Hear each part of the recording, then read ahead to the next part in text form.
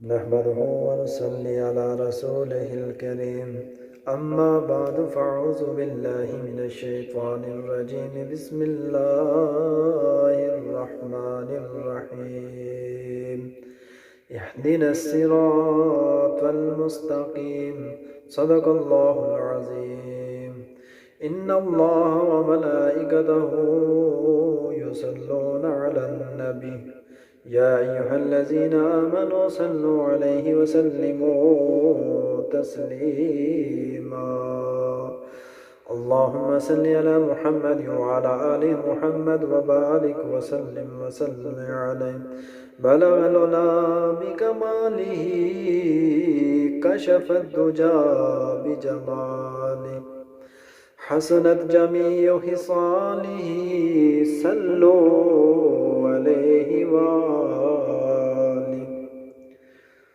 بعد از حمد و صلات میرے نہایت ہی واجب الاحترام معزز سامعین ذی احتشام، السلام علیکم ورحمۃ اللہ وبرکاتہ۔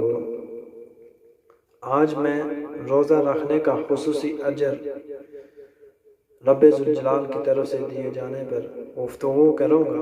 دعا ہے کہ رب تعالیٰ مجھے حق بات کہنے اور اس پر عمل کرنے کی توفیق عطا فرمائے۔ انسان جو بھی نیک عمل کرتا ہے اللہ کے ہاں اس کا اجر مقرر ہے، جو عمل کرنے والے کو ہر حال میں ملتا ہے اور مل کے رہے گا۔ چھوٹی نیکیوں کا اجر قلیل ہے اور بڑی نیکیوں کا بدلہ بہت بڑا ہے۔ پھر نیکی کا بدلہ دنیا میں بھی ہے اور آخرت میں بھی ملے گا۔ مثلا اگر کوئی نمازی ہے تو لوگ اسے عزت کی نگاہ سے دیکھتے ہیں اور وہ لوگوں میں پکے نمازی کی حیثیت سے شہرت پا جاتا ہے۔ ایسے ہی اگر کوئی شخص زکوٰۃ دیتا اور خیرات کرتا رہتا ہے تو وہ لوگوں میں سخی کے نام سے موسوم ہو کر عزت پاتا ہے۔ اگر کوئی دیانت اور صداقت کو اپناتا ہے تو اس کی نیکی کی نسبت سے لوگوں میں دیانت دار اور سچے کی حیثیت سے شہرت اور عظمت پاتا ہے۔ غرض یہ کہ جو بھی ہم عبادت کرتے ہیں تو اللہ تعالیٰ اس عبادت کے عوض ہمیں معاشرے میں دوسرے لوگوں سے نمایاں کر دیتا ہے، تو یہ حقیقت اللہ تعالیٰ کی طرف سے اس نیکی کا بدلہ ہوتا ہے۔ ایسے ہی آخرت میں انسان کی نیکیوں کا بدلہ اور معاوضہ انسان کی بخشش اور مغفرت، دخول جنت اور بلندی درجات ہے۔ مگر روزہ کی جزا کے بارے میں خدا نے اتنا بلند درجہ رکھ دیا ہے کہ روزہ میرے لیے ہے اور میں روزے کے لیے، یعنی اتنے مختصر سے الفاظ میں اللہ تعالیٰ نے فیصلہ کر دیا ہے کہ جو روزہ رکھے گا میں اسے جتنا اجر چاہوں گا عطا کر دوں گا۔ یہی بات حدیث شریف میں یوں بیان ہوئی ہے۔ حضرت ابو ہریرہ رضی اللہ تعالی عنہ سے روایت ہے کہ رسول اللہ صلی اللہ تعالی علیہ وآلہ وسلم نے فرمایا کہ بانی آدم کا ہر نیک عمل اس کے لیے بڑھایا جاتا ہے، اس کی اس طرح کہ ایک نیکی کے بدلے میں 10 نیکیوں کا ثواب ملتا ہے جو 700 نیکیوں تک جا پہنچتا ہے۔ اللہ تعالیٰ نے فرمایا روزہ میرے لیے ہے اور میں ہی اس کی جزا دوں گا، کیونکہ روزہ دار اپنی خواہشات نفس اور اپنے کھانے کو میرے لیے چھوڑتا ہے۔ روزہ دار کے لیے 2 فرحتیں ہیں، ایک فرحت افطار کے وقت اور دوسری اپنے رب سے ملاقات کے وقت کی۔ روزہ دار کے منہ کی بو اللہ تعالیٰ کے نزدیک مشک کی خوشبو سے زیادہ پسند ہے اور روزہ ڈھال ہے۔ بس جب تم میں سے کوئی روزے سے ہو تو اس میں بد کلامی نہ کرے اور نہ دنکا فساد۔ بس اگر کوئی اسے برا کہے یا اس سے لڑنا چاہے تو اسے کہنا چاہیے کہ میں روزے دار ہوں۔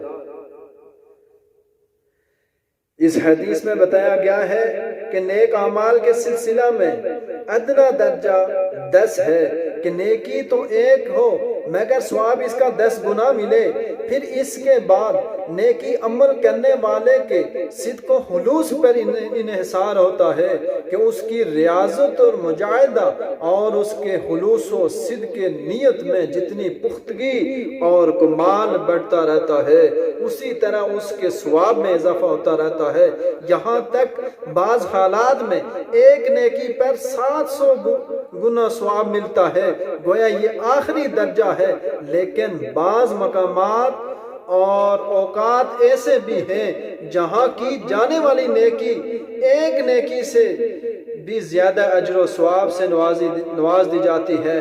چنانچہ منقول ہے کہ مکہ میں ایک نیک عمل کے بدلہ میں 1,00,000 نیکیاں لکھی جاتی ہیں۔ یہی بات ایک اور حدیث میں یوں بیان فرمائی ہے، حضرت ابو سعید الخدری رضی اللہ تعالیٰ عنہ سے مروی ہے کہ رسول اللہ صلی اللہ تعالیٰ علیہ وآلہ وسلم نے ارشاد فرمایا کہ اللہ تعالیٰ ارشاد فرماتا ہے کہ روزہ ایسی عبادت ہے جو صرف میرے لیے ہے اور میں ہی اس کا بدلہ دوں گا، اور روزہ دار کو 2 خوشیاں ملتی ہیں، ایک خوشی جس وقت وہ روزہ کھولتا ہے اور اسے دوسری خوشی اس وقت ہوگی جب وہ اپنے پروردگار سے ملے گا۔ اس ذات کی قسم جس کے قبضہ قدرت میں میری جان ہے، روزہ دار کے منہ کی خوشبو اللہ کو مشک کی خوشبو سے زیادہ پسند ہے۔ اس حدیث میں یہ بھی بتایا گیا ہے کہ روزہ کا ثواب بے انتہا اور لامحدود ہے، جس کی مقدار سوائے اللہ کے اور کوئی نہیں جانتا۔ خلوص نیت کا اللہ کے ہاں بڑا درجہ ہے، اور جس عبادت میں جتنا خلوص زیادہ ہو اس کا اتنا ہی اجر زیادہ ہے۔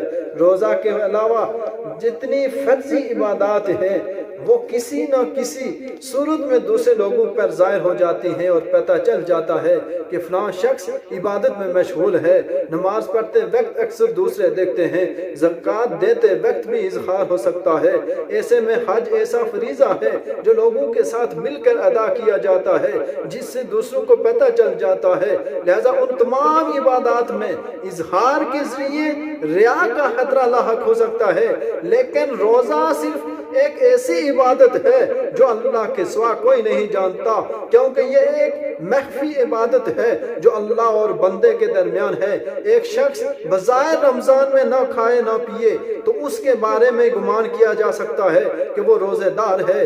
ایک شخص چھپ کر کھاتا پیتا ہے تو کسی دوسرے کو پتہ نہیں چل سکتا، کیونکہ روزے سے نہ ہوتے ہوئے بھی کہہ سکتا ہے کہ میں روزے سے ہوں۔ کوئی دوسرا فرد یقین سے نہیں جان سکتا کہ اس کا روزہ ہے کہ نہیں۔ اگر اس کا روزہ ہے تو پھر بھی وہی جانتا ہے، اگر نہیں ہے تو پھر بھی وہی سوائے خدا کی اسی کو معلوم ہے، جب تک کہ وہ خود دوسرے کو نہ بتا دے۔ اس طرح روزے کا معاملہ اللہ اور روزہ دار کے درمیان ہے۔ اس سے پتہ چلا کہ اس میں دوسری عبادات کی نسبت ریا کا امکان بہت کم ہے، کیونکہ ایک بے روزہ شخص لوگوں کو دکھانے کے لیے بے شک کہتا پھرے کہ اس کا روزہ ہے، لیکن اس ریا سے بات نہیں بنے گی، کیونکہ وہ اللہ تعالیٰ کو دھوکہ نہیں دے سکتا۔ اسی لیے اس کا اجر بہت زیادہ ہے۔ کھانے پینے کا اختیار رکھتے ہوئے بھی اللہ کے حکم کے تحت اپنے آپ کو کھانے پینے اور شہوت نفس سے روکے رکھنا بڑی بات ہے۔ لہذا اس میں صرف خلوص اور رضائے الہی کا جذبہ کار فرما ہے۔ اللہ کے ہاں اس کا اجر بے حساب ہے۔ ایک اور حدیث میں یہی بات اس طرح ہے کہ رسول اللہ صلی اللہ تعالیٰ علیہ وآلہ وسلم نے فرمایا کہ بندوں کے اعمال اللہ کے نزدیک 7 درجے پر ہیں۔ 2 عمل تو ایسے ہیں کہ 2 چیزوں کو واجب کرتے ہیں، اور 2 ایسے ہیں کہ ان میں بدلہ عمل کے برابر ملتا ہے، اور ایک عمل وہ ہے جس کے بدلے 10 نیکیاں بھی لکھی جاتی ہیں، اور کوئی عمل ایسا ہے کہ اس کے بدلے 700 نیکیاں لکھی جاتی ہیں، اور ایک عمل ایسا ہے کہ اس کے ثواب کی حد سوائے اللہ پاک کے اور کوئی نہیں جانتا، نہ کسی فرشتے کو اس کے لکھنے کی طاقت ہے۔ واجب کرنے والی 2 چیزوں میں سے ایک یہ ہے کہ جس شخص نے شرک نہ کیا اور عبادت کرتا رہا اور توحید پر مرا، اس کے واسطے جنت واجب ہو گئی۔ دوسری یہ ہے کہ جو شخص شرک پر مرا اس کے لیے دوزخ واجب ہو گئی۔ اور ایک عمل کا اسی کے برابر بدلہ ملنے والی باتوں میں سے ایک یہ ہے کہ جس کسی نے ایک گناہ کیا تو اس کا ایک ہی گناہ لکھا جاتا ہے۔ دوم یہ ہے کہ اگر کسی نے نیک کام کرنے کا ارادہ کیا پھر عمل کرنے کا اتفاق نہ ہوا تو صرف نیت کی برکت سے ایک نیکی لکھی جاتی ہے اور 10 گنا ثواب ملنے والی تمام نیکیاں ہیں۔ جب مسلمان کسی قسم کا نیک کام کرتا ہے تو کم سے کم 10 نیکیاں بھی لکھی جاتی ہیں، اور وہ عمل جس کا بدلہ 700 تک ہے وہ یہ ہے کہ کوئی سبیل اللہ میں یعنی جہاد شرعی میں اپنے مال کو خرچ کرے تو اس کا ثواب ایک ایک کا 700 لکھا جاتا ہے۔ ایک درم کے 700 درم، ایک دینار کے 700 دینار لکھے جاتے ہیں، اور وہ عمل جس کے ثواب کی حد سوائے اللہ تعالیٰ کے کوئی نہیں جانتا وہ رمضان المبارک کا فرض روزہ ہے۔ دعا ہے رب ذوالجلال ہمیں صحیح معنوں میں رمضان المبارک کے روزے رکھنے کی توفیق عطا فرمائے۔ اور معزز سامعین ذی وقار، اللہ تعالی ہمیں صدقہ پنجتن پاک کے آئمہ اہل بیت کے وسیلہ جلیل سے رمضان المبارک میں صحیح معنوں سے اللہ کی رضا اور خلوص نیت سے ہر عمل کرنے کی توفیق عطا فرمائے۔ وآخر دعوانا ان الحمدللہ رب العالمین۔